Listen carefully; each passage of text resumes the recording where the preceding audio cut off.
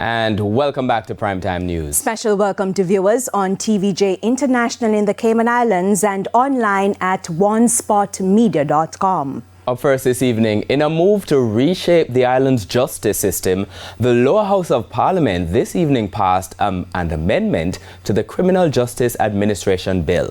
Under the newly amended legislation, the penalties for murder will be increased. The term appears to be deemed as life imprisonment from 30 years to 50 years, where the offense committed is murder. The starting point for calculating the reduction in the sentence is usually life imprisonment, and the aim of this proposed amendment is to maintain an incentive scheme for defendants to plead guilty while ensuring that the reduced sentence is not inordinately low, having regard to the serious nature of the offense. In the meantime, if someone commits non-capital murder, the least amount of time they can stay in prison has gone up from 15 years to 45 years.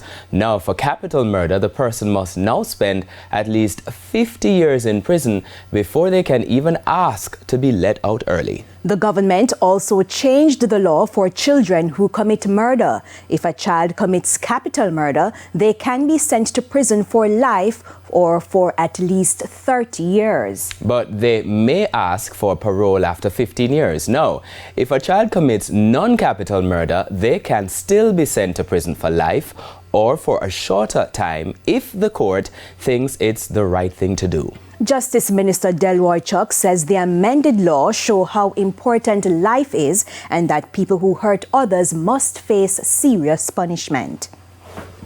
Murder is the most serious offense probably committed in the country, maybe outside of treason.